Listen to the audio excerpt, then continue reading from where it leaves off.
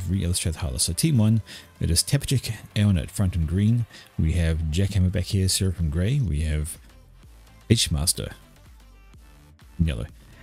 And down here it is Nirai blue and Fury lavender. Anyway, so up here I want to highlight the move orders that you're going to see coming out for Jackhammer. Now see this yellow ring, this is known as the build distance. This is how far away you can start building a structure from your commander. Now you can see these are the build move orders talking about. He moves just in range to build the next mix, and he does it again and again. If he didn't do this move, because this mix is outside his build range, the commander would walk all the way up to it, directly beside it, and start building it. So it saves time, those precious few seconds of walking, to get those started up earlier. Just a little bit. Anyhow, this is about where we're up to. Down here we see Fiore's just finishing off his last mix. He'll move on to the Hydra in a moment. And we can go and introduce team number 2 in a much slower pattern. Apologies on that, folks. I really did muck up the intros for that. Anyway, down here up the front for team number 2, it is Mythologist. And Mythologist is in the lovely electric blue color. And he is working on his Hydra. His commander is inactive for some reason. There he goes. No, he's walking off. Anyway, he's Aeon. Behind him in the dark comet green color, it is Alexander Berlin. Alexander Berlin is Seraphim. He's got his Hydra working on some pigeons, and that is straight into an air factory, so he's do some support there. Alright, up from Alexander Berlin, the third player for team number 2, it is Manfet.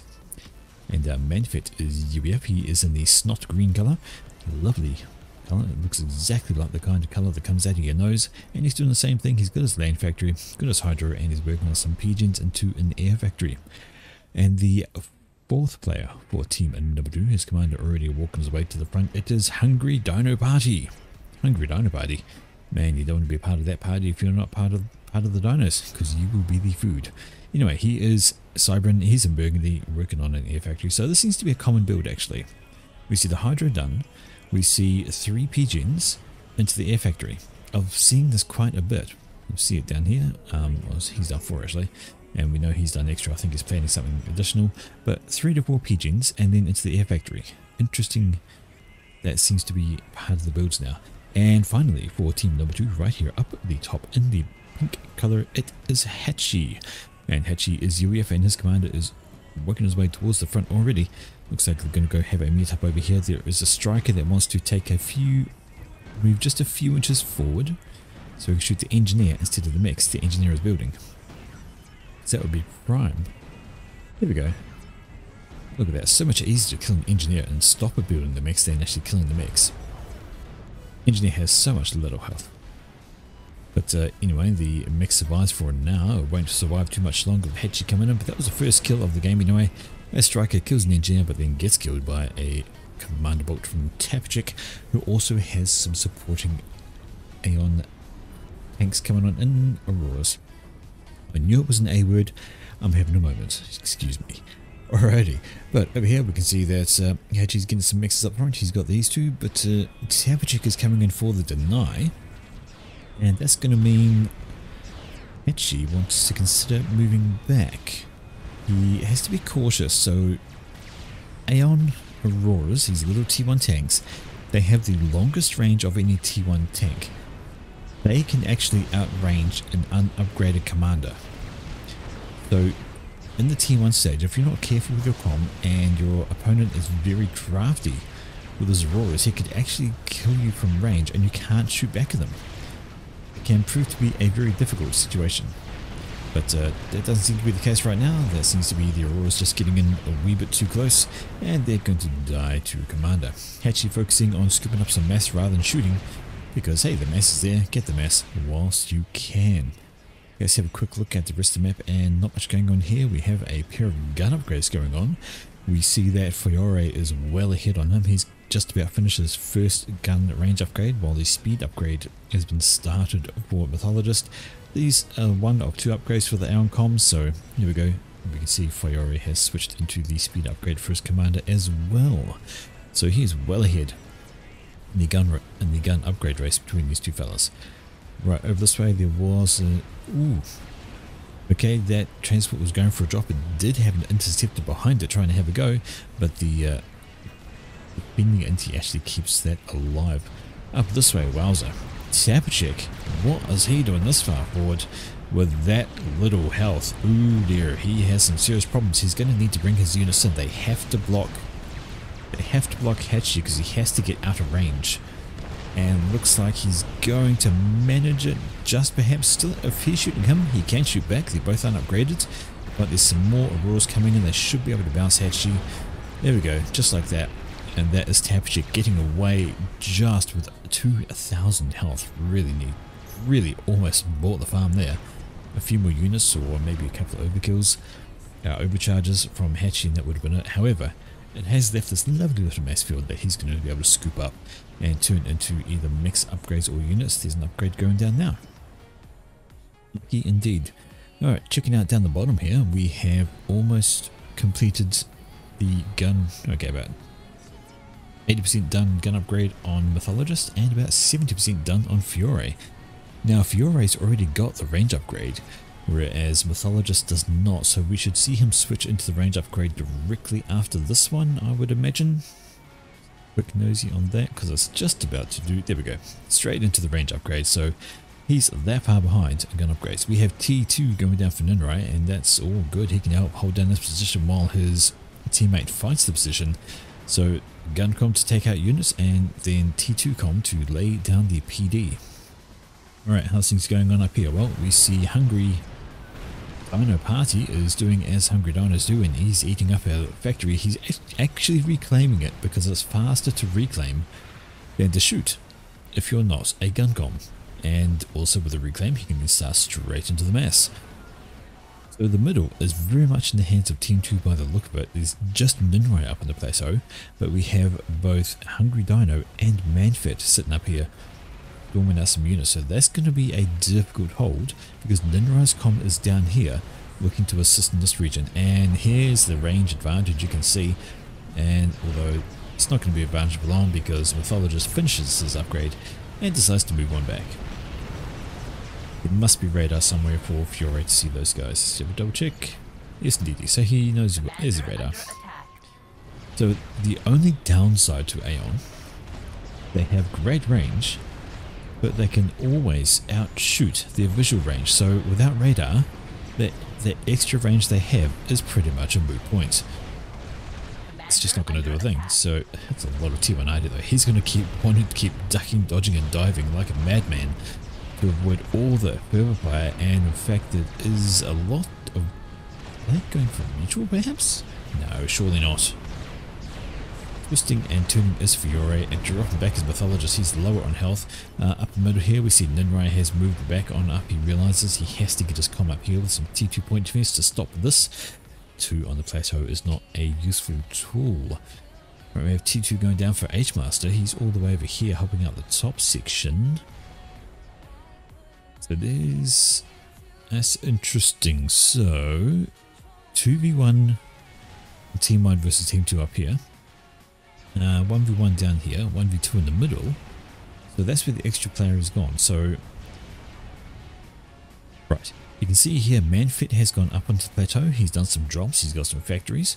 Whereas you compare over this way to H-Master, he has not dropped up on the plateau here to help assist. He has moved up the top to give a hand to this section. So they're going to need to break this and cause at least one of these guys to start sending units up. Else it's going to be bad times over this way for Ninrai trying to hold off 2 opposing players.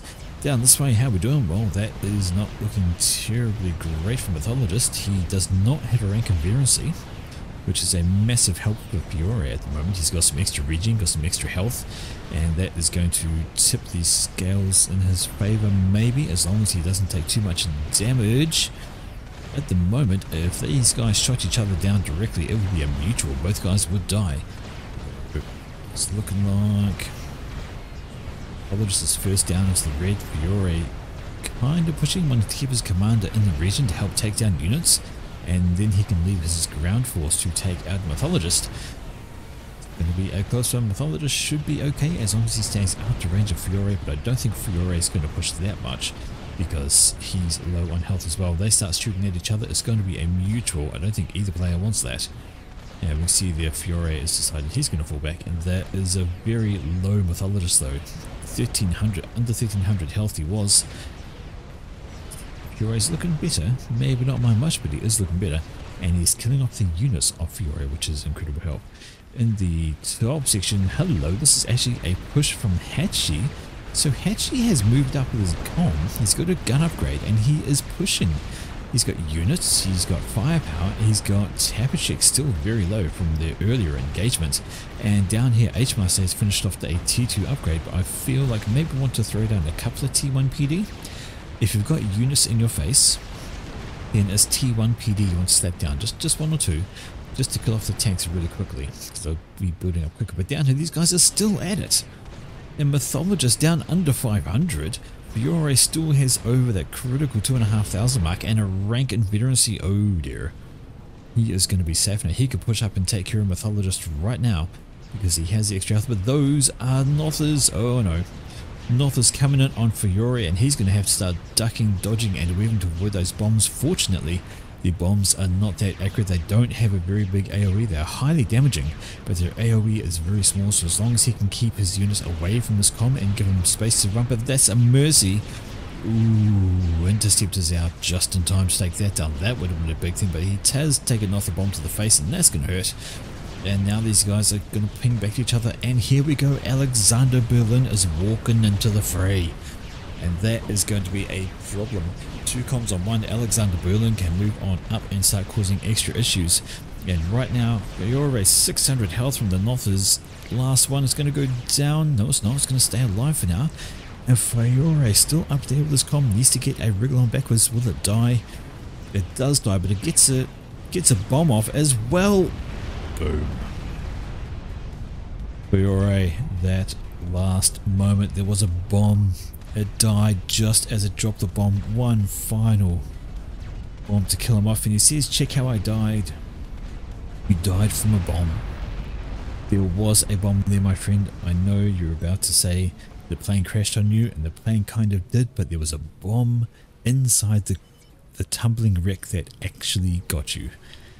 It was not the bomb itself. Sorry, it would have been amazing, but it wasn't. But up here though, we have some Vulthus out from Jackhammer, and they are going after Hachi. Hachi's up the top, down into the yellow. And is there anything to stop him? Well, there is some flack from his teammate Hungry Dino Party. So Hungry Dino Party coming to the rescue with some flack. Without that, Hachi would have been an absolute dead man. But that flack is the saviour of the day. There were plenty of inties around from Jackhammer that would have kept these alive from enemy aircraft.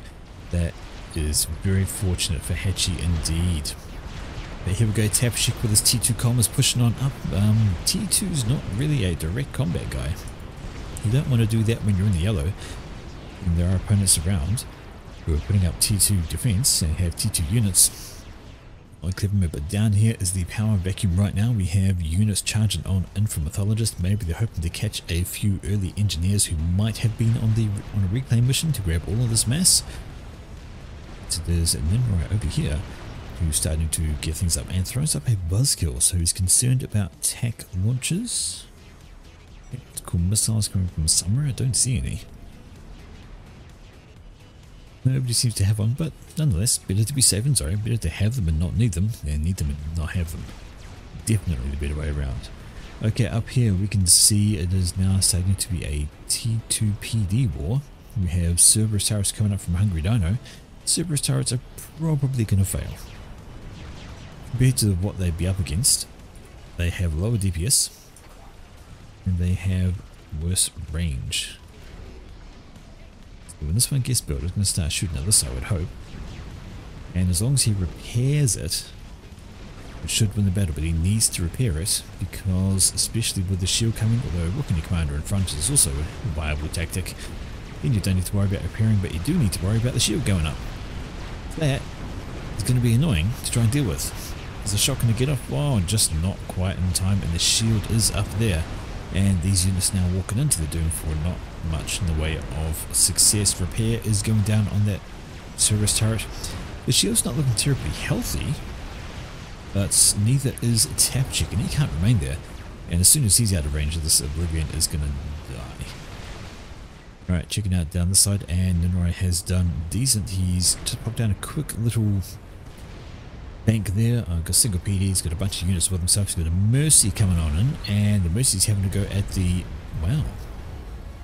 It chose to go after the TMD. So somebody have attack missiles on their comm? No. They just decided to kill the TMD for some strange, inexplicable reason. That's okay. I hear the Vipers. You can always hear the Vipers. And let the Viper spam begin. The Viper spam coming out from Hungry Dino. He's going to be putting some pressure on the top section there. I think that's where his focus is now, to try and break this. There are 3 comms up here for team number 1. We have Jackhammer, and we have... Oh, that's a proper... No? Just a wayward... Good. I think that was just a wayward Viper missile. Just seemed to curl all the way around and go who knows where. That's exactly what it's done. Okay, up this way we can see Mythologist is a shielded gun comm. So he's got a shield. He's still hurt, but going to have to be careful. There are a number of units here from Ninrai, and of course the commander is here popping up some T2PD, and of course T2PD is a good deterrent for commanders trying to come on in. We can get some more of that down. We'll be very much delighted. He needs to get some. 2 of them is not going to do much, especially unshielded point defense, as the from Mythologist can simply walk on in and overcharge those to Doom. Moves in with a parachute to try and get things done. Starts rebuilding this triad that has gone down, and perhaps they can start getting some work done on the health of that commander. That is a very brave Snoop. Drives right up to the comment, says hello, and he does 2 bit of a fire. Okay, that was brave. It didn't really work, but here we go. The Viper spam is real. It is on the way. Buzzkills are plenty up there from H-Master, but they're just not enough. There's too many Vipers for those to handle, and he actually loses one of the TMDs right there. Over this way, and this is Ninrai. He's starting to spam up those T2PD, and he's going to need to, because he has to keep Mythologist away. If he only has a few, Mythologist will be able to basically ignore those with the shielded gun comm he's got, and he could just walk on up and kill them off, especially with no shielding. Speaking of shielding, there is one going up now, and Ninrai needs that. He also may need some assistance in the midsection. He's got a solid defensive line here. Looks like this could just wander on through and crumble it. Alright, it is Mobile Missile Launcher versus Mobile Missile Launcher. This one is going to die because it's sitting out here in the open taking launcher fire. Not getting much done, and that's a T2 artillery from Hatchy, just to be extra annoying. Range on that thing to crush out, and here we go. Oblivion turret is going up from Mythologist. He's got a T2 engineer to help him with that, and we see Alexander Berlin is on his way. He does have a tech launcher on the back of his comm, and he's also got T2, so he can start popping up some, well, whatever it wants. Shield generator, sure, why not? Shield gens are good. And what's he doing? Getting an upgrade on mix. Okay. So right now there's 2 versus 1 down the bottom. Ninrai is trying to do what he can against these 2 guys pushing on in, and also he has to worry about the middle area, though these looking pretty static right at the moment. Oh god, they're all upgrading to T2. Every single one of these factories is upgrading to T2. That's why they're not building anything. And this is Viper Spam.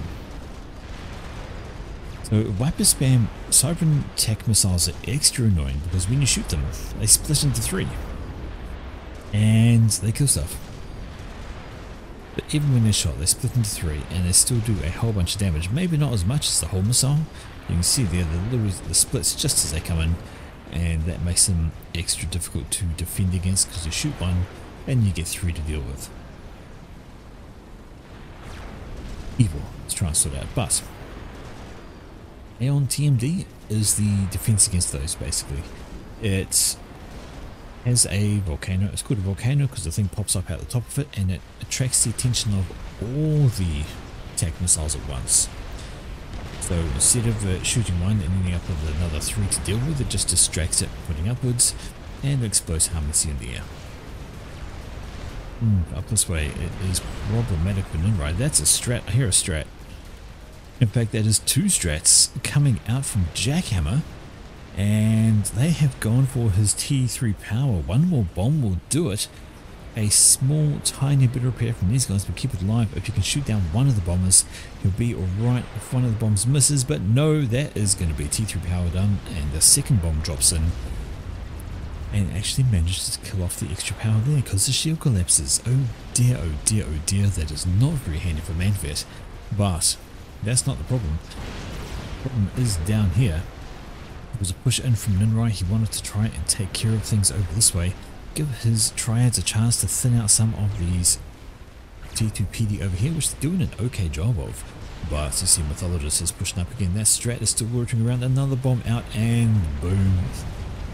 Well, 2 Strat bombers, they killed off the T3 power and 3 T2 pigeons of old Mr. Manfred over here. And that is, he's having to rebuild that now. He'll be leeching power off his teammates, so it shouldn't take too long to rebuild that. And you should be okay from that point. Up here though, this ain't looking great. A mad push. I would say the Vipers have probably been instrumental in cracking this. Their long range firepower is just redonkulous. If you don't have something to counter those, like your own mobile missile launchers or maybe a T2 or T3 mobile RT, then yeah, you have a bad time. And here comes a T2 push. It's a whole bunch of pillars, and Temperature needs to be a bit careful because he doesn't have anything on the ground to slow them. He's got his commander who can do an overcharge, but that's really about it. Maybe just think about throwing down some T1 PD. He has got T2 build capacity. This is not a great idea. Where's his overcharge? He doesn't have it. He doesn't have overcharge, and he is walking his commander into... I think he's suiciding. I think he's given over his whole base to somebody else, and he is just walking straight into all these units. Is trying to kill as many as possible with a Control K. Exactly what he does. He Control Ks himself. It's over for him. He knows it. Here's his actual base. I think this is down here. Oh, he really has handed everything over, and I don't know. Or was that his core base? Actually, yes, it was, because he was the one up the front, just like that. And his core base is gone. He only had his commander left, and he felt the best thing he could do was to Control K and kill as many units as he could with the explosion. He's done alright. He's managed to shoot them away. What is going on down here? Mercies! Mercies ain't going to get past these. The weakness of Mercies. Pretty much anything. They are literal glass cannons. You sneeze on them and they die. And here comes the push up the mid. That is a huge amount of T2 units with shields out front. That is not good for Ninrai. He's now facing on 2 fronts and does not have the capability up here to slow these guys down. Not really. He's going to rely on them sitting still, and another Mercy coming out to kill off a T2 mix up this way. Absolutely determined with the Mercies. I guess if it works, it works? Question mark. But no, this is not very good, especially with extra units pushing in from Hungary and more T2 pillars rolling off the conveyor belt, and they're on their way.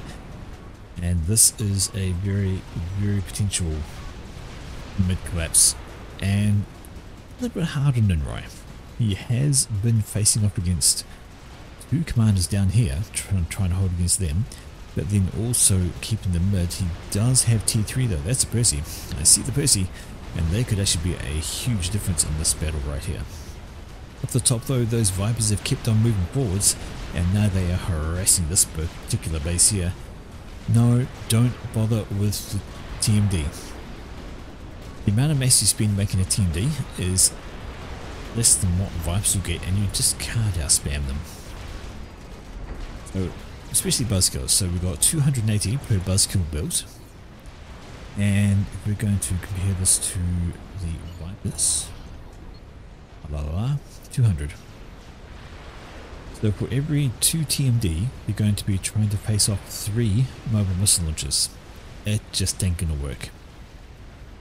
Mass for mass is just simply not going to work like that. You have to bring another solution, and one of those solutions is actually T1 bombers. I've seen them be used, but here we go. This push has moved all the way up in this way, and now the Percivals are in the game, and Percivals are really bad news for pillars. A splash. There's some Bolthus loitering around as well, but I don't know how much traction they're going to get. don't see any flak actually. There's some T1 anti-air, but that's going to take a very long time to chew through their health, and actually that is all, there's no more there. So some Titans are out, so Titans mixed in with the pillars over this way, that is a good combination. There's a whole lot of T1 the Titans can take care of, and the pillars can swamp the T2 and just volleys of destruction. Should be okay holding on to all that. Airwing comes down from Alexander just to clean up the Vultus that are being a pain in the buttocks, but they weren't really doing a heck of a lot. It is mostly this ground force here that is taking out all this trash. They're just about done by the look of it. Okay, let's check back up here at the top, and hello, this is a mad rush.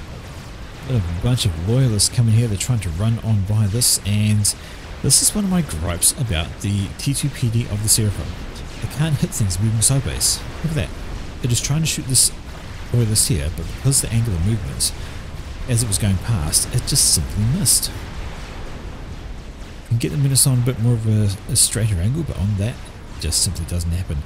And now this point is going to die to Vipers. Nothing much left on there. Another loyalist comes on in, maybe gets a bit close, but it's going to be fine, I imagine. Vipers are helping out, and up here, hello, loyalists moving into the main base, and what have we got going on to defend? Well, not a heck of a lot. There's a single Titan that comes stomping on out, and Jackhammer's actually there with his comm, and he gets focused down by the... oh dear. You don't have overcharge either, do you? You do. Here's your overcharge. Are you not using your overcharge? He's dead. Jackhammer is going out of the game at the 23-minute mark to loyalists. Oh dear. It was a heck of a run by. I mean... oh yeah. Needed to build PD. Some extra PD. He was trying to build PD up here of course, but that just got ignored and run past. And now a massive gap up this way for these poor guys here. It is Titan versus Loyalists, and that's actually a pretty good battle, although the Titan's going to lose because his shield dropped off. Ah dear. Are you having power problems? Unknown if he's got power problems, but either way. This little guy, 2 kills. He's going to sit there and regenerate his health. Okay. Up here, let's see what we've got left. We have, well, a Ravager going up. So a Ravager is useful because it outranges the mobile missile launchers, but it doesn't outrange artillery. So T2 static ID or T3 mobile, and your Ravager's going to have a bad time. Especially for Power Stall. But the Power Stall is actually happening over here for Hachi. His shields are blipping on and off constantly, trying to get some T3 power up to remedy that. Going to take a wee bit of time for that to come through. Okay, down the bottom here, and this is Ninrai pushed on up with his commander. He is tired of looking at everything here, and he has decided to commit Sudoku. Oh, is he going to get out of that? I think he might actually. Mythologist maybe doesn't want to push that too much. Ninrai 1500, 1100 health, but he has exposed Mythologist. And that's actually not bad, because he's got a bunch of T3 in this mix. He's got Titans and he's got Percival, so I think Mythologist is in real danger here. He is surrounded by shielded units, and overcharge or no, he's going to start taking a lot of damage, especially if these Percivals get in range. If they get closer, he's going to be a dead man. I don't think he needs to worry about that though, because there we go, the Titans are doing their job. That is Mythologist out, and that is some pressure off Ninrai, and he can breathe just a little bit. Give himself some space, but he's still got this to be concerned about, and he does have stress going over here. They're currently bombing his loyalists. How rude, maybe bombing Percivals, but now Ninrai has a SAM up here at the back, and that's going to spell bad times for any bombers loitering in the area. They are Sudoku, the ancient Japanese number puzzle, yes indeedy. That's just an expression between my wife and I. Just keep using it instead of seppuku. Anyway, more stress coming out though, and the question is, what can he do about the strap bombs? Well, the answer is not a heck of a lot, because he doesn't have T3 air. In fact, he's only got T1 air, and he's so T1 air though starting to go T2 over this way. Up this way, there's a quite a sizable force trying to push on in from H-Master, but this is all T2. It's facing off against other T2 and T3 units down here, including a brick. I hear that, I see that, and they are just going to get absolutely crushed by these forces here. And H-Hatchie's on the way back, just going to go out of the way. Keeps come alive, and that's not so great. Right, there is a rapid over this way, but of course it's getting hammered by the T2 artillery, so no dice on that front. And I still hear stress. Here they go. They're coming straight in for H-Master. Yes, they are. And with the shield dropping, oh, it comes back on just in time. And then promptly goes off again. His shield goes up, shield goes down. One goes up. I'm out here. But I think it's going to be too little too late. He's got no anti-air, he's got no SAMs. Shields are going to die. The strats are coming by for another run. Very, very hurt rather. The strats around, or just those ones at the moment? Just those ones at the moment. But this is going to be H-Master. One more bomb. There it is. Can't quite get back under the shields. And he has been turned into a explosion. Explosion and explosion. My gosh, bad words. Which leaves for team number one the solo player down here who has done an amazing job. Absolutely amazing job, has to be said. Managed to hold off the two comms down here, managed to get a kill on the comm down there. Held the middle. Kind of. You got pushed back, and they stopped, and they kind of stopped pushing at him, but I gave him a chance to stabilize. But the rest of the collapse up the top here, he's not really good. He's got strap bombs having to go at his base, his power is going to go down, his mass is going to disappear, and there's going to be nothing left for him to use to build stuff with. And then simply get rolled. Base taking out the base, the bomb's going down, and any moment now we're going to see those win on through. The shield drops. The next bomb that comes along is going to kill all sorts of stuff. And kills a bunch of engineers. You're not the important one. It's the ones hitting this here. Right in the middle. And down goes all three T2 agents. Okay. Near the academic now. Holding up his little wee corner of the world, he has no power. Plus 240 income, spending over 2,500. Yeah, definitely got problems. This is funny though. Landing your ASS within range of T3 mobile artillery. Kind of a bad time. Not that it really matters. And with no power comes no shields. But he has got SAMs. They might kill a couple, but a single run of the existing strats on the map and he will be a dead man. Seven strats. Out of there. But there we go. Ninrai pops out. Gives the control K at the end there, because really there's nothing you can do against all of this.